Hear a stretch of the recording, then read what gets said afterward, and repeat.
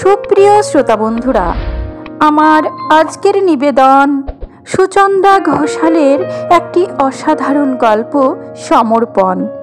লেখিকা ও লেখিকার পরিবারের প্রতি শ্রদ্ধাপূর্ণ কৃতজ্ঞতা ও ভালোবাসা জানিয়ে শুরু করছি আজকের গল্প পাঠ। শুনতে থাকুন। হাড়ি আলাদা করেও শান্তি নেই, যেমন আমার পোড়া কপাল বলে মৃন্ময়ী নিজের কপাল চাপড়ায়। সাত সকাল থেকে দুই বউয়ের মধ্যে জলের পাম্প চালানো নিয়ে শালিক পাখির কিচিরমিচির শুরু হয়ে গেল। তার সঙ্গে তাদের স্বামীরা মানে মৃন্ময়ীর ছেলেরা কুরুক্ষেত্রের কৌরব পাণ্ডব যুযুধান দুই পক্ষ প্রস্তুতি নিতে শুরু করেছে। দুজনেরই দুর্যোধনের মতো মনোভাব, বিনা যুদ্ধে সুচগ্র মাটিও কেউ কাউকে দেবে না। সাত সকাল থেকে এ বাড়িতে এই অনাসৃষ্টির কাণ্ড চোখের সামনে ঠুটো জগন্নাথ হয়ে নিজের বাড়িতে ঘটতে দেখে মৃন্ময়ী নিজেকেই দোষ দেন। এ তার গর্ভের দোষ নিশ্চয়, না হলে এরকমই বা হবে কেন? তিনি তো সেই বিয়ে হয়ে আসা স্তক নিজের জীবনটা শ্বশুর বাড়িতেই সমর্পণ করেছিলেন। শিক্ষকতা করে উপার্জনের বেশিরভাগটাই তো সংসারে ব্যয় করতেন, বাকিটা সঞ্চয়। নিজের জন্য খরচা বলতে কিছুই করেননি। আর তার ছেলের বউরা শ্বশুর শাশুড়ি সংসার সাজিয়ে দিলেও তাদের মনে সন্তুষ্টির লেশ মাত্র নেই। দেখে সত্যি সত্যি এই 70 বছর বয়সে এসে মৃন্ময়ী খুব আশ্চর্য হন। তিনি তো চিরকাল একান্নবর্তী পরিবারে শ্বশুর শাশুড়ি দেওর ননদ নিয়ে ঘর করেছেন। তার স্বামীও 3 ভাই, এর মধ্যে মিলেমিশের কোনো দিন অভাব দেখেননি। যদিও এর জন্য ওনার স্বামীর অবদানই বেশি। তিনি নিজের স্বার্থ জলাঞ্জলি দিয়ে ভাইদের কাছে টেনে নিতেন। ভাইয়েরা বা জায়েরা কিন্তু ভালোবাসা বা সম্মানের দিক থেকে মৃন্ময়ী বা সুধীরবাবুকে নিরাশ করেননি। শ্বশুরমশাই ছিলেন স্থানীয় একটা স্কুলের প্রধান শিক্ষক। আজ থেকে 70-80 বছর আগে শিক্ষকদের এমন মাইনে ছিল যে তা দিয়ে এখনকার কালে একটা পরিবারের 7 দিনের অন্ন সংস্থান করা সম্ভবপর নয়। হবে কিনা সন্দেহ। লোকে শিক্ষক পাত্রের সম্বন্ধ এলে জিজ্ঞেস করতেন, ও তাই বলো, ছেলে মাস্টারি করে, চাকরি করে না? এ কথা মৃন্ময়ীর শাশুড়ি মায়ের মুখেই শোনা। মৃন্ময়ী দেবীর সময়েও শিক্ষকদের সেই আর্থিক দুরবস্থা খুব একটা উন্নতি হয়নি। তবুও ওনার বাবা মন্নতবাবু আবার মাস্টার জামাইয়ের খোঁজই করছিলেন, যাতে তার মেয়ের স্বপ্ন শুধু পূর্ণ নয়, ভবিষ্যতে তার নাতি নাতনিরা যেন শুধুমাত্র পুঁথিগত শিক্ষায় পারদর্শী নয়, তাদের মানসিক বিকাশও একজন শিক্ষকের ছত্রছায়ায় প্রতিপালিত হোক, এই ছিল ওনার মনের ইচ্ছা।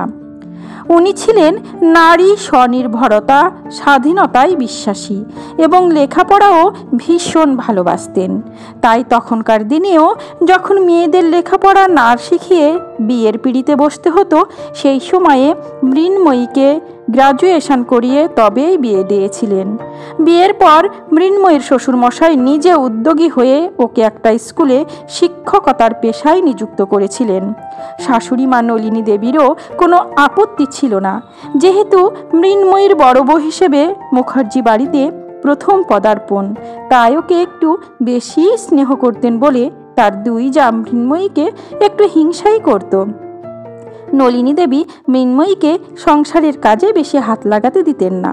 রঙ্গ করে বলতেন, তুমি মাস্টারি করো গিয়ে, এদিকে তোমার দেখার দরকার নেই। অমন স্নেহময়ী শাশুড়ি মায়ের আদর্শে উদ্বুদ্ধ হয়ে মৃন্ময়ীও তাই তার ছেলের বউদের শখ স্বাদ আহ্লাদের ব্যাপারে কোনো বাঁধন লাগাননি। এখন ভাবেন ওটাই ভুল করেছেন। ওনাদের সময় আর এখনকার কালের আকাশ পাতাল তফাৎ। আজকাল বেশিরভাগ মেয়েরাই স্বাধীনতা শব্দটিকে প্রায় স্বেচ্ছাচারিতার পর্যায়ে নিয়ে গেছে। কোনো পরিশ্রম ছাড়াই মুখের কাছে সব জোগাড় পেয়ে সাপের 5 পা দেখতে শুরু করেছে। শাশুড়ি হিসাবে মৃন্ময়ী 2 বউয়ের উপর কোনো দিনই দায়িত্বভার চাপিয়ে দেননি। স্বামী সুধীরবাবু রিটায়ার করার পর কিছু টাকা পেয়েছিলেন, সেটা দিয়ে আর তার নিজের জমানো টাকা দিয়ে শ্বশুর বাড়ির পাশেই একটা জমি কিনে কোনো রকমে একতলা বাড়ি করেছিলেন। ছেলেরা বড় হয়ে যাওয়ার পর এবং শ্বশুরবাড়িতেও দেওর যা ছেলে মেয়েদের নিয়ে সদস্য সংখ্যা বেশি হয়ে যাওয়ায় তিনি 2 ছেলে নিয়ে নিজেদের তৈরি বাড়িতে চলে আসেন।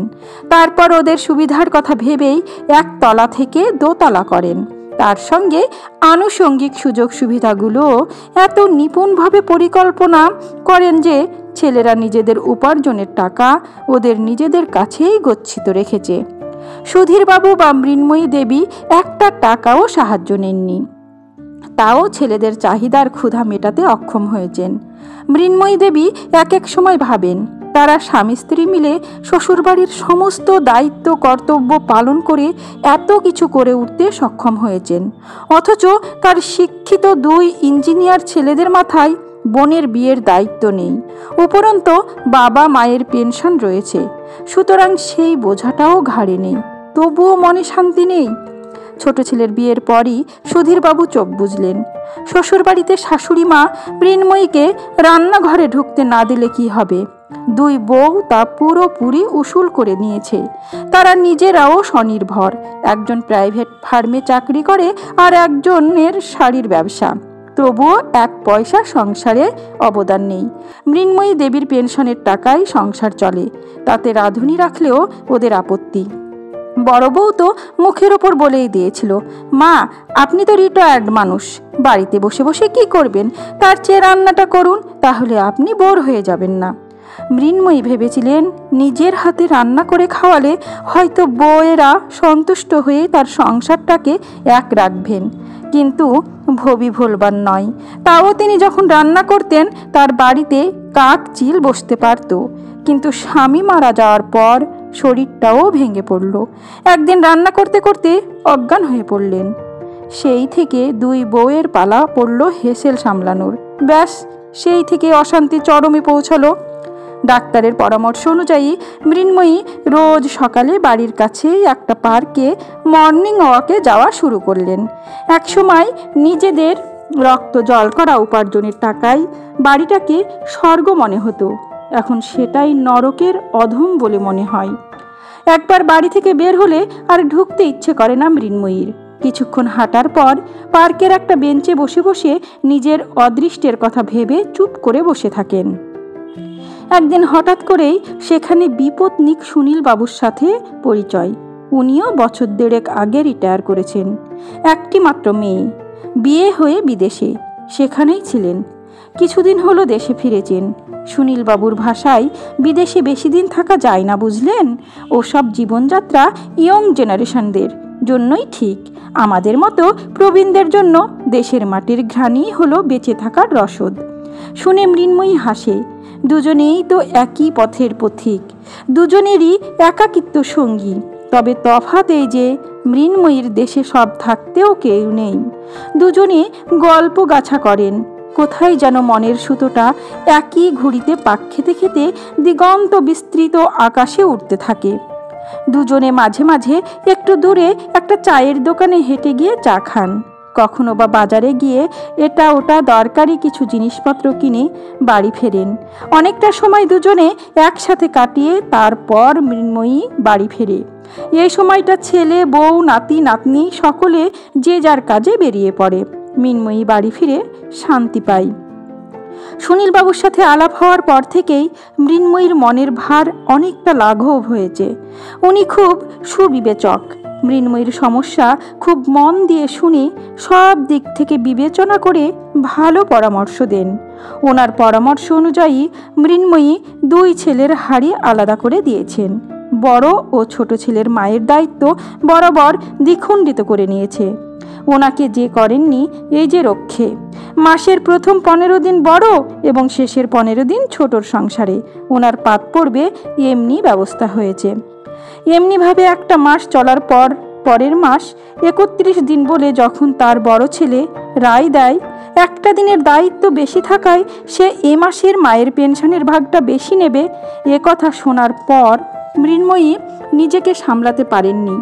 বুকে এক অসহ্য বেদনা নিয়ে তিনি সুনীলবাবুর বাড়ি পৌঁছান। অত রাতে দরজা খুলে বিধ্বস্ত অবস্থায় মৃন্ময়ীকে দেখে তিনি হতবাক। মৃন্ময়ী কোনো কথা বলতে পারেন না। ও সোজা সুনীলবাবুর বুকে ঝাঁপিয়ে পড়ে হাপুস নয়নে কাঁদতে থাকেন। নিশ্চয় খুব কষ্ট পেয়েছেন। সুনীলবাবু ওর মাথায় ব্যথা অনুভব করেন। উনি মৃন্ময়ীর মাথায় হাত রাখেন। 70 বছর বয়সী একজন বৃদ্ধা মহিলাকে শিশুর মতো কাঁদতে দেখে তিনিও আর নিজেকে সামলাতে পারেন না। ওনার চোখেও অশ্রুধারা নিজের অজান্তেই নেমে আসে। উনি মৃন্ময়ীকে জড়িয়ে ধরে ওনার সহমর্মিতা ছাড়াও ওই বুকটা যে মৃন্ময়ীর বাকি জীবনের নিশ্চিত আশ্রয়, অন্তত এটা উপলব্ধি করাতে সক্ষম হন। মৃন্ময়ী নিজেকে সমর্পণ করেন। মৃন্ময়ী ছেলেদের সাথে সমস্ত সম্পর্ক ত্যাগ করে সুনীলবাবুর বাড়িতে থাকতে শুরু করে। সুনীলবাবুর বাড়ি তার নিশ্চিত নিরাপদ আশ্রয়। কিন্তু সমাজ তো এই দুই সঙ্গী হারার একে অপরের প্রতি সহমমত্ববোধের সহবাস মেনে নেবে না। অতএব এই পারস্পরিক সহমর্মিতাকে স্বীকৃতি দিতেই তারা বিবাহের সিদ্ধান্ত নেয়।